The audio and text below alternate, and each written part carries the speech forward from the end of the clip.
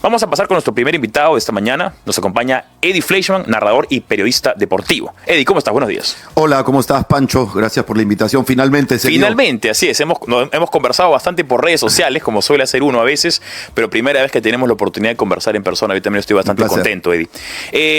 Bueno, como muchos saben, tú tienes ascendencia judía o eres de la cultura judía, parte de la comunidad, y en estos idas y venidas que han ocurrido ya desde aquel trágico 7 de octubre de 2023, en el que un grupo de terroristas masacró a parte del pueblo judío en Israel, tú has sido bastante frontal en defender tu comunidad, en defender tus valores, en defender tus ideas, en defender tu país o tu segundo país o segunda casa, que es Israel.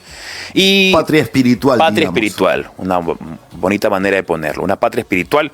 Y por supuesto por ello has recibido diferentes ataques, porque la narrativa que se quiere contar, como bien conversábamos ahora un poco antes en el rico cafecito que nos tomábamos, es que los judíos son malos y que los palestinos son buenos, y por consiguiente todo lo que haga Palestina tiene que ser aplaudido, todo lo que haga Israel tiene que ser castigado. Lo curioso, Eddie, y me gustaría también escuchar tu opinión al respecto, es, hace 10 años ser antisemita era pero lo peor que uno podía hacer. O sea, era impensable que alguien pudiera vociferar un antisemitismo, sobre todo en espacios públicos. Y el día de hoy parece como si estuviera incentivado.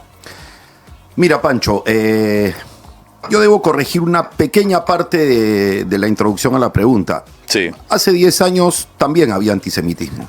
Pero no lo veíamos en universidades mucho menos estadounidenses. Bueno, no lo veíamos de forma tan abierta porque no había un conflicto que haya sido tan expuesto y tan trascendente en el mundo, ¿no? Sí, no, por supuesto, o sea, me refiero, los judíos es un pueblo que ha sido perseguido por mucho tiempo. Así el es. Antisemitismo no se ha detenido después del Holocausto, pero me refiero públicamente. Yo creo que se ha exacerbado mucho y tiene que ver con la guerra cultural.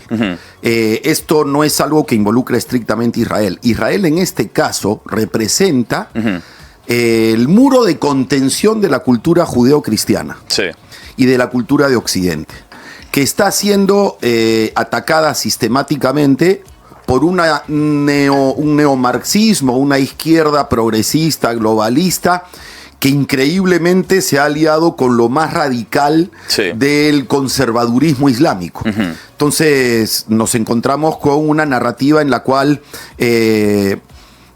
digamos, a partir de que Israel es percibido como potencia dominante, algo que no es cierto, es percibido como aliado de los Estados Unidos, es automáticamente culpable. Entonces la gente sale a protestar, sale a gritar, sale a decir desde el río hasta el mar, Palestina será libre, nadie sabe ni de qué río ni de qué mar se trata, nadie sabe quizás dónde queda en el mapa, de qué tamaño es, qué hay alrededor, seguro cuál es el vecindario. Si sales a la calle y le preguntas a la gente qué río y qué mar, te van a decir el río Marañón y el mar... Yo he preguntado y me han dicho el río Tigris. Claro. Te hablan de Babilonia, te hablan y es del río Jordán al Mediterráneo. Entonces, cuando tú dices del río hasta el mar, Palestina será libre, lo que estás diciendo es que hay que borrar del mapa el Estado de Israel. Ellos mismos están declarando enfáticamente que no apoyan una solución de dos estados. Que es lo que el mundo reclama y lo que Israel también quisiera, si tuviera un interlocutor para la paz, como lo tuvo Egipto, como lo tuvo Jordania, como lo ha tenido hace no mucho Marruecos, Emiratos, Bahrein, que entraron en los acuerdos de Abraham. Eso era lo que tú mencionabas también hace unos instantes cuando conversábamos afuera, ¿no? Lo que dice Eddie es bastante importante diferenciar la causa palestina, no toda Palestina, ¿no? La causa de Hamas y las personas que están apoyando es justamente de río hacia el mar, que es el exterminio de todo aquello que está en el medio, o sea, en este caso el pueblo judío, y la causa judía es simplemente permítanos existir. Supervivencia, ¿no? O sea, supervivencia. Esta historia... Un pedido lógico. Esta historia, claro, si nosotros nos remontamos hasta la época bíblica, bueno, hay que decir claramente, la ciudad de Jerusalén fue fundada por el rey David. Los judíos venimos del reino de Judea. Judea es en el territorio actual del Estado de Israel. El Islam no apareció hasta siglos después de Cristo. Entonces, hablar de pueblos originarios que estaban y que uno fue y dominó y controló al otro, no es cierto, uno. Dos, ese territorio nunca tuvo un Estado palestino, jamás, nunca. Allí hubo dominio griego, dominio romano, estuvieron los persas, estuvieron los asirios, y lo último fue lo último fue el Imperio Otomano. ¿No fue el británico? Sí, pero primero el Imperio Otomano, en la Primera Guerra Mundial, pierde el territorio. Sí. Y entonces todo el Medio Oriente queda repartido entre mandato francés, Líbano, Siria, Irak, y mandato británico, todo el territorio de lo que ellos Jordania e Israel. Entonces, desde 1917, que se da la declaración del primer ministro Balfour, se decide hacer allí en el territorio un hogar nacional judío y un hogar nacional árabe, palestino. Israel estuvo de acuerdo con esa partición y fundó su independencia el 14 de mayo del 48. El 15 de mayo todos los vecinos se fueron a la guerra para borrar al Estado de Israel, porque no aceptaron esa partición. El tema es religioso. El tema es que para el Islam radical no puede haber una entidad infiel, entre comillas, no islamita. Y esa infidelidad no solamente son los judíos, hay que mencionarlo, son también todos los católicos, los cristianos. Perdón, veamos lo que le pasa a los cristianos en Nigeria, perseguidos por Boko Haram, que es otro de los grupos terroristas afiliados a la hermandad musulmana. Hace una semana mataron a 200 cristianos y silencio absoluto. ¿Dónde están las portadas? No se pronuncia. Entonces, a veces a uno le sorprende, y cuando tú mencionas el antisemitismo, que yo lo he vivido de niño, y mis hijos no lo habían visto. Sí. No lo habían visto en los últimos 20 años, no habían visto manifestaciones tan claras. Pero ves un grado de antisemitismo y de judeofobia, prefiero utilizar el término porque hay quienes dicen, no, pero los árabes también son semitas. Efectivamente, también son semitas, son hijos de Sem. Son descendientes de Sem, hijo de Noé. Por eso se llaman semitas. Judeofobia. Hay un grado de judeofobia que te lleva a ver lo siguiente. En la guerra Irán-Irak hubo 1 millón de muertos. En Sudán ha habido 500.000 de muertos. El dictador Assad en Siria gaseaba a su población y había cientos de miles de muertos. A nadie nunca le importó. Nadie opina sobre el conflicto India-Pakistán. Nadie habla, nadie se atreve a pronunciarse mucho sobre Rusia-Ucrania porque al no conocer demasiado dicen, oye, mejor me abstengo. Pero en el conflicto de Israel los ojos del mundo están puestos y todos opinan. Y la facilidad con que tienen para levantar el dedo acusador contra Israel es asombrosa. Cuando Israel efectivamente primero, no puede ser una potencia colonizadora, porque ni gente tenemos para ser colonizadores. ¿Son 7,5 millones más o menos? En Israel. En el mundo 16 millones. O sea, la mitad de la población del Perú son todos los judíos del mundo. Entonces tú no tienes cómo ser un país colonizador con esa población. No es un tema territorial. Si fuera un tema territorial estaría resuelto hace rato. Es un tema religioso. Entonces, ¿qué sucede? Irán activó al grupo extremista Hamas en Gaza, a Hezbollah en Líbano y Siria. Cuando dices activó, ¿te refieres? ¿Le dio plata, recursos? Armó. Bien. Hubo. El bloqueo a Gaza surge como consecuencia del tráfico de armas hacia Gaza. Pero la gente se olvida que también hay una frontera con Egipto. Y solamente culpan a Israel por lo que sucede en Gaza, cuando Egipto tiene una frontera abierta con ellos. Bueno, Hezbollah en Siria y Líbano. Los hutíes en Yemen. La yihad islámica en Cisjordania. Entonces, estás en un vecindario que permanentemente está atacándote, acosándote, matándote, atentando. Si no existiera la cúpula de hierro, este sistema antimisiles, habría habido un baño de sangre en Israel. Entonces, el hecho de que Israel tenga la tecnología para defenderse no quita que hay una intención expuesta de Irán. Lo ha dicho durante los últimos 40 años, desde que la revolución islámica en Irán, lo han dicho permanentemente. Israel es un cáncer, hay que extirparlo del Medio Oriente. Es el único caso de un país en Naciones Unidas que amenaza, que promete y que se propone ante el mundo destruir a otro, eliminarlo. Y nadie dice nada. Ahora, eso, lo que nadie dice nada, me llama mucho la atención y quiero ver si podemos encontrar una respuesta. Porque en las propias universidades estadounidenses, que muchas de ellas reciben miles de millones de dólares del propio contribuyente estadounidense, y también de Qatar, ¿no? También reciben plata de afuera, hemos encontrado que se ha impuesto una especie de narrativa autodestructiva. Hace 15 años, y esto acá lo podemos evidenciar en las películas, en la cultura popular, no había nadie más patriota que el gringo, ¿no? Con su bandera, con el águila, América, era pero gigantesco. Y ahora los propios estadounidenses, sobre todo me refiero a jóvenes universitarios, tienen un desprecio hacia el propio país que les dio la vida, que les dio la libertad, y están buscando una especie de refundación. Curioso es que el país al que más personas quieren entrar por su naturaleza de libertad es Estados Unidos, pero ellos piensan que es el peor país del mundo. ¿Qué ha ocurrido en el mundo para que en apenas menos de 2 décadas haya este cambio radical hacia el abismo? Yo creo que, mira, no soy un especialista, pero alguito he leído el tema. Yo creo que aquí hay toda una filosofía que nace con Gramsci. Infiltrar los centros culturales, infiltrar las universidades, llevar la narrativa marxista de otra manera, no a través de la violencia, no a través del enfrentamiento de clases, sino a través de la penetración en los centros culturales y las universidades. Ayer me parece que ha ganado las primarias para intentar ser alcalde de Nueva York un palestino. Eso de ahí, no, un palestino que además es abiertamente anti-Estados Unidos y tiene una serie de propuestas. Él mismo se considera socialista, ¿no? Así es, socialista. Tiene una serie de propuestas además bastante radicales, contrarias a todo el espíritu estadounidense. Ahora, yo creo que lo sucedido el 7 de octubre del 2023 en Israel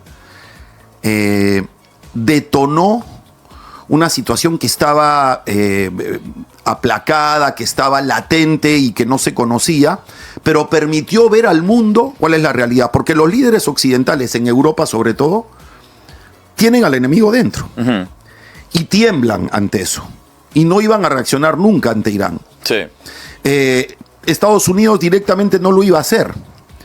Israel termina haciendo, y el único que lo ha dicho es el canciller alemán, iba a tener que hacer el trabajo sucio, entre comillas, porque era el de evitar que una potencia teocrática, absolutista, despiadada, cruel, tuviera una bomba nuclear. Y que la lanzara no solo contra Israel, sino contra Occidente, contra la misma Europa. Ahora, ha habido un cese al fuego entre Israel e Irán, incluso al punto en que se está voceando a Donald Trump como Premio Nobel de la Paz por conseguir este cese al fuego. ¿Es un cese al fuego? ¿Es un fin de la guerra? ¿Cómo lo interpretas tú? ¿Cuál es el nivel de felicidad momentánea tal vez que deberíamos tener nosotros por...? Yo te voy a decir, felicidad no tengo porque una guerra es trágica para todas las partes. Es trágica. Yo siento que inclusive con absoluta certeza te digo, yo siento mucha empatía por el pueblo palestino, porque siento que es rehén también, igual que los rehenes que se llevaron de Israel, es también rehén de los grupos radicales, entre ellos en particular Hamas en Gaza. Yo no siento alegría, pero siento tranquilidad de que se haya bloqueado de forma definitiva la aspiración nuclear de Irán. Después, mi experiencia de lo que ya he visto tantas veces y las guerras y de lo que sucede en la política internacional y con las narrativas y ahora con las redes sociales, hay mucho humo, hay mucho desconocimiento, y la información que nos llega y que le llega al mundo entero es la que los líderes quieren que conozcamos. Pero pasan muchas cosas debajo de la mesa.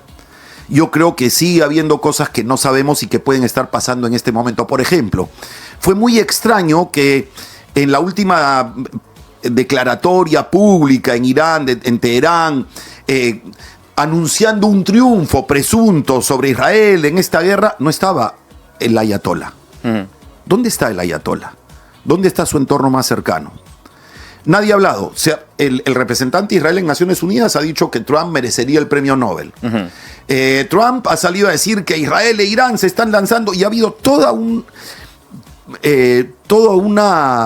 debate a través de los medios muy histriónico, que en mi opinión es un llamado de atención o es un distractivo para cosas que están sucediendo y no sabemos. Porque todo lo que ha venido sucediendo no lo sabemos. La operación de los Vipers contra Hezbollah, nadie tenía ni la menor sospecha de que podía suceder. Y no fue un ataque, no existe un ataque más quirúrgico que ese. Todo lo que sucedió en Irán no fue invadiendo Irán, llevando un ejército. Fue primero con un ataque digamos, ¿cómo decirlo? No, de baja intensidad en abril del año pasado, en el que Israel eliminó buena parte de la defensa antiaérea iraní y dejó el camino abierto para una eventualidad que se presentó cuando ya Irán estaba a semanas de lograr el uranio enriquecido para tener cabezas nucleares, ojivas nucleares.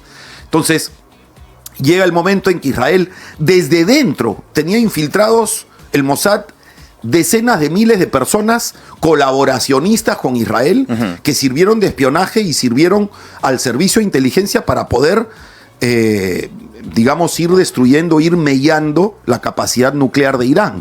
Pero es increíble que hay muchos países que critican que se haya cortado la carrera armamentista de Irán, cuando esos mismos que están defendiendo a Irán habrían sido objetivos de Irán. Sí, ahora, en el caso de que sí hubiera logrado enriquecer el uranio de manera suficiente como para poder utilizar esas ojivas como una bomba nuclear, ¿qué tanto hay que temer ciertamente a Irán, ¿no? Porque a veces también la guerra es una cuestión de intimidación. De disuasión, ¿no? Oye, tengo esto, por si acaso. La Guerra Fría nos lo demostró. Exactamente. Una guerra de disuasión. Pero en el caso de Irán, no estamos hablando de gringos o de rusos. Los iraníes, como bien hablamos ahora, que están convencidos de que es una muerte digna, incluso, como tú decías, pero yo preferiría, perdóname, antes que decir iraníes, los islamitas iraníes. Porque Irán siempre fue un país secular. Sí. No era un país... No era una teocracia hasta el año 79. Era un país que tenía excelentes relaciones diplomáticas con Israel siempre. Incluso ahora, justamente a raíz de que Irán es tendencia, en redes sociales circulan muchos videos de cómo era Irán antes de la revolución islámica. La bandera de ellos es con un león, no es con el símbolo que tienen hoy en la bandera, que cambió después de la revolución del 79. Ahora, como mencionaba, ¿qué tanto peligro hay que temer genuinamente a Irán en el caso de que tuvieran estas ojivas nucleares imagínate que tuvieran una cabeza nuclear y la pusieran en uno de los misiles que lanza Hamás desde Gaza. Entonces de repente te puede borrar una ciudad. Porque la bomba nuclear lo que hace es quemar todo lo que encuentra a su paso. Ya, tú me vas a decir, alcanzaría el nivel de la bomba de Hiroshima. Sí, pues la bomba de Hiroshima mató a 200.000 personas, o no sé cuántas, pero algo así, en un territorio como el israelí, borras medio país. Sí, pero ¿tú crees que Irán estaría en esa...? Los ayatolas no tengo ninguna duda de que lo harían. Sí, sabiendo que eso significaría ya, ahora sí, el oficial inicio de la Tercera Guerra Mundial. Yo creo que... aparte de los iraníes, a nadie se le ocurriría atacar con bombas nucleares a una potencia nuclear. Claro. Los rusos no van a usar su potencia nuclear, es disuasivo. Los pakistaníes no lo van a hacer. Estados Unidos, Israel no lo va a hacer, pero los iraníes sí eran capaces. La República Islámica de Irán sería capaz. Ahora, lo que también me ha llamado un poco la atención es que como mencionaba, ¿no? Este viraje hacia el antijudaísmo, en vez de ponerlo como antisemitismo, ¿cómo lo pusiste tú? En vez de judeofobia. Judeofobia. Esta judeofobia no solamente es en Estados Unidos, sino que se ha extendido en todo el mundo. Y muchos judíos tal vez no han alzado la voz como deberían. ¿Es por temor a represalias? ¿Es por tal vez el pasado los ha convencido de que mejor abarcar la cabeza? Yo te voy a decir algo. Hablamos también de judíos, digamos, religiosos, ortodoxos que dicen que Israel no debería existir. Exacto. Y que dicen que levantan la bandera palestina. Exacto. ¿Tú te imaginas si eso sucediera en Gaza y que alguien se alzara contra Hamás? Muere, desaparece. Claro, ese día mismo. En Israel la pluralidad permite que haya partidos árabes pro-palestinos en el Congreso, en la Knesset, que es el Parlamento israelí. Estos grupos, la diferencia es que estos grupos de religiosos ortodoxos, que son una minoría ínfima, o de gente que duda con respecto a la justicia o no de la existencia de Israel, no te levantan un arma. No toman un arma, no toman la justicia en sus manos. Son grupos que se manifiestan y tienen la libertad de manifestarse en un país libre.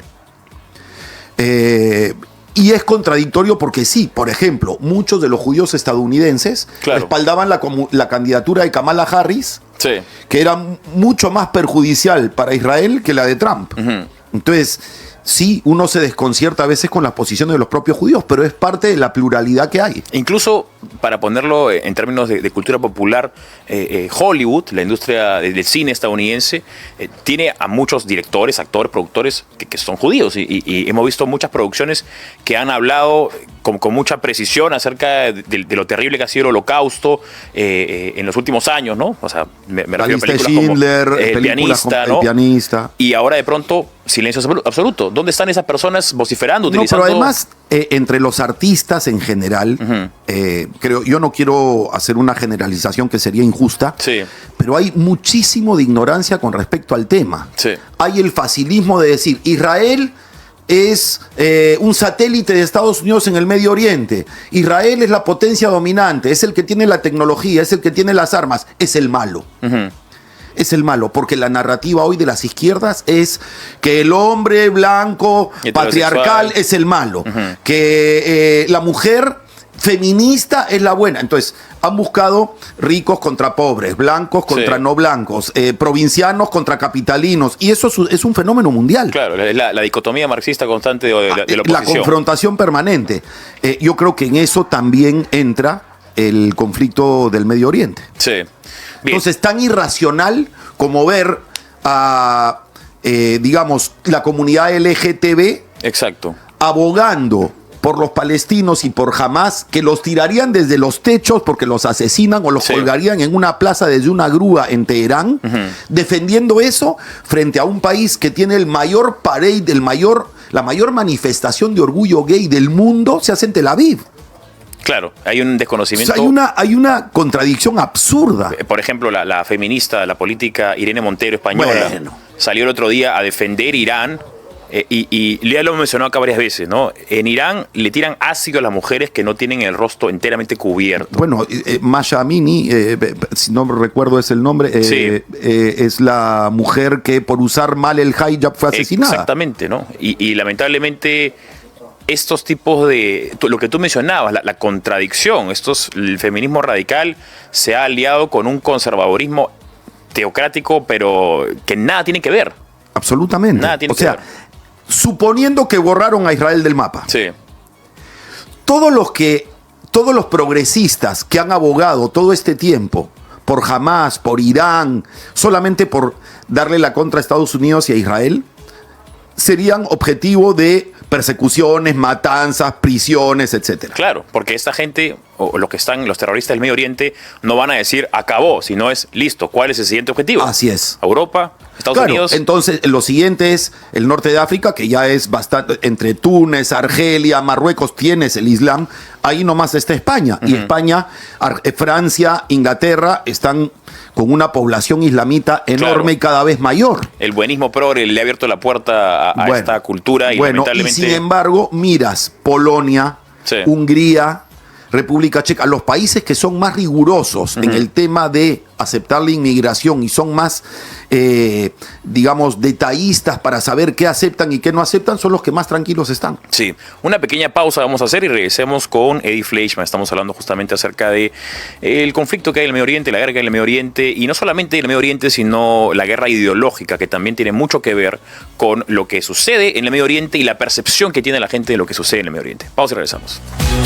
Estamos conversando con Eddie Fleischmann, narrador y periodista deportivo. Eddie, estamos hablando justamente acerca de lo que sucede en Israel, lo que sucede en el Medio Oriente y cómo es que había en nombre de la corrección política, en nombre del buenismo progre, muchas personas, pero con suma ignorancia, se han arrimado o han apoyado una causa que no conocen. ¿No? Tú mencionabas el ejemplo, por ejemplo, de Javier Bardem, el actor español, ganador del Oscar en algún momento. Gran actor, ¿no? Pero vemos muchos de estos. Son grandes actores, muy buenos, pretendiendo ser algo que no son. Y en este caso están pretendiendo ser opinólogos o politólogos. Por tener poca información. O mala divulgación también, ¿no? Porque hay un sesgo bastante grave, bastante notorio, sobre todo en los grandes medios de comunicación internacional que están tirados hacia la izquierda. Esto lo vimos, por ejemplo, en Estados Unidos en la elección contra Trump, donde abiertamente todos los medios de comunicación, salvo Fox, creo. Salvo Fox, y por ahí, ahora la prensa alternativa, que son los medios de comunicación digitales, los podcasts, que son espacios bastante más plurales, sin un jefe directo que te imponga una pauta, una agenda política, criminalizaban a Trump y lo retrataban como un asesino, homofóbico, fascista, todo, ¿no? Sí, de acuerdo. Y vemos cómo continúa esa narrativa hasta el día de hoy. ¿Cómo ves tú el futuro para Israel? ¿Cómo ves tú el futuro para el pueblo judío? Es un pueblo que se ha caracterizado por ser muy resiliente en el tiempo, ¿no? Esa pregunta nos la venimos haciendo por miles de años. O sea, claro. ¿Qué va a venir? Yo creo que Israel es un país... Mira, el otro día que vine a una entrevista aquí también ponía un caso que, por ejemplo, mencionaste a Javier Bardem, actores, actrices, artistas en general que no conocen la realidad. Uh-huh. El capitán de la selección de fútbol de Israel hasta hace poco, Nacho, sí, palestino, musulmán, uh-huh, era capitán de la selección de Israel. Hay soldados del ejército israelí, musulmanes, cristianos, que rezan juntos, sí, antes de ir a conflicto. En Israel, el director del hospital Hadassah, que es uno de los más importantes en Jerusalén, árabe. Miss Israel hace unos años, árabe. Uh-huh. Yo, si voy a Gaza, o a Cisjordania, o a Irán, tengo dos alternativas. O soy rehén o soy cadáver. Claro. No puedo ser parlamentario. Exacto. No puedo ejercer como abogado. Uh-huh. No puedo estar en los medios de comunicación. Claro, en Israel sí. ¿Cómo pueden defender de los países democráticos a este tipo de países que son antidemocráticos? Pero absolutamente. Entonces, bueno, ahí te das cuenta. Ahora, yo he escuchado también muchos comentaristas y gente que vive en Israel. Uh-huh. Tengo amigos que estudiaron conmigo en el colegio, que se fueron a vivir a Israel, que tienen hijos que están volando en un avión, uh-huh, en la guerra, o que han tenido que dejar su labor en un bufete de abogados para subirse a un tanque. Sí. Porque son ellos los que van al ejército. Los hombres en Israel hacen el ejército obligatorio y dejan sus trabajos, sus posgrados, sus estudios universitarios para ir a la guerra. Uh-huh. Al frente tienes milicianos formados desde niños empuñando armas y dedicados estrictamente y exclusivamente a pensar cómo matar israelíes y judíos. Y a odiarlos, ¿no? Y a odiarlos. Y a odiarlos. Es algo que viene desde abajo. Entonces, yo creo que esa realidad no va a cambiar mucho. Uh-huh.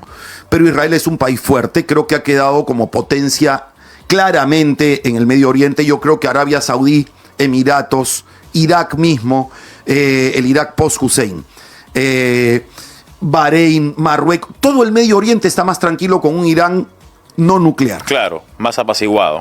Y no me sorprendería que pronto haya países que entren a los acuerdos de Abraham, entre ellos Arabia Saudí, con el que ya hay relaciones extraoficiales, sí, hace buen rato. Ahora, ¿qué cosa es, no cambiando el tema, sino siguiendo lo mismo, pero ligeramente cambio de tema, qué es el sionismo? Porque se utiliza mucho ahora como recurso para no odiar abiertamente a los judíos, sino odiar a los sionistas. Antisionista. Entonces, ok, no configuras como antisemita o como racista o como xenófobo, sino soy antisionista, porque el sionismo, ¿qué es? ¿Qué es el sionismo? Voy a tomar tu pregunta para desmontar tres falacias de tres términos distintos: sionismo, genocidio y apartheid. Uh-huh. Sionismo viene de la palabra Sion, que es el nombre de un monte en Jerusalén. Uh-huh. El sionismo no es una tendencia política, no es el partido que alberga Netanyahu. Uh-huh. El sionismo es el anhelo, la aspiración del pueblo judío a tener su hogar nacional en su tierra ancestral, uh-huh, con autodeterminación. Eso es el sionismo. Entonces, el 95% de los judíos son sionistas, porque queremos la existencia del Estado de Israel, porque consideramos que tenemos derecho a un hogar nacional autónomo en nuestra tierra ancestral. Eso es ser sionista. Uh-huh. Estar de acuerdo con eso. Sionista no es ser de derecha, de izquierda, apoyar el ejército, no apoyar el ejército, irse a la guerra o no irse. Eso no es ser sionista. Uh-huh. Ser sionista es aspirar y respaldar la existencia del Estado de Israel. Nada más. Nada más. No es ser una mafia, una logia de ninguna que manera. Confabula y que planifica. Esas son especulaciones y esas son narrativas creadas para buscar algo que justifique la judeofobia. Uh-huh. Ya no odio a los judíos. odio al Estado de Israel o al gobierno. Ah, ok. Claro. ¿Y por qué atacan israelíes en Montreal o a judíos en Montreal? Si no es judeofobia. Sí. Entonces, sionismo, aclarado. Genocidio. Sí. ¿Cómo puede haber un genocidio si en territorios de Gaza y Cisjordania en los últimos 40 años la población se ha triplicado? ¿Cómo puedes hablar de un genocidio cuando la presunta víctima del genocidio rechaza cese al fuego? Porque jamás ha rechazado ceses al fuego. Entonces, si se está produciendo un genocidio, ¿cómo podría una víctima del genocidio rechazar un cese al fuego? Hablan de genocidio. A ver, 2,5 millones de habitantes hay en Gaza. Dice Hamas, son sus cifras, yo no sé si creerlas, pero digamos que sea verdad, que han muerto 50.000 personas. Que además todos los adultos, hombres, son milicianos, más allá de que no se uniforman, porque no van al conflicto uniformados. Pero si hay 2,5 millones de habitantes y han muerto 50.000, es el 2% de la población. Después de casi 2 años en guerra, ha muerto 2% de la población. ¿Alguien puede decir que eso es un genocidio? La palabra genocidio significa la intención deliberada de desaparecer a un pueblo por su origen, su etnia, su raza. Y eso de ninguna manera se ha dado. Más describe la voluntad opuesta. Por supuesto, más describe lo que quiere Irán. Irán ha querido provocar un genocidio en el territorio israelí, un genocidio de judíos. Es lo que quiso hacer Hitler, borrar de la faz de la tierra la presencia judía. Sí. Okay. Aclarado genocidio. Aclarado. Apartheid. ¿Cómo se puede hablar de apartheid cuando un musulmán puede ser congresista en Israel? Cuando un islamita puede ser abogado y ejercer sin problema. Cuando Miss Israel es una árabe de nacimiento. Cuando los drusos, que tienen una zona en el sur de Siria, fronteriza con Israel, hemos tenido un embajador de Israel en el Perú, druso, no judío. Sí. ¿Cómo pueden hablar de apartheid cuando es probablemente el país más inclusivo en todos estos temas? Es la ignorancia, lamentablemente, y la falta por eso de la comunicación deliberada. Cuando digo ignorancia, no lo digo por buscar una palabra para rechazar y no por ser peyorativo, sino porque auténticamente hay mucha ignorancia, hay muchos temas que no se conocen. El problema es que hay ignorancia en el tema India-Pakistán, pero nadie opina. Sí. Hay ignorancia en Rusia-Ucrania, nadie opina. En el tema de Israel y el Medio Oriente, todos opinan, como si supieran, y le quieren decir a los israelíes cómo se tienen que defender y cómo no se tienen que defender cuando buscan su desaparición. Así es. Eddie Fleischmann, narrador, periodista deportivo, estuvo con nosotros. Eddie, un placer conocerte, un placer conversar contigo. Pancho, gracias, Espero que sea la primera de muchas conversaciones que tendremos acá supuesto. en Betel Noticias.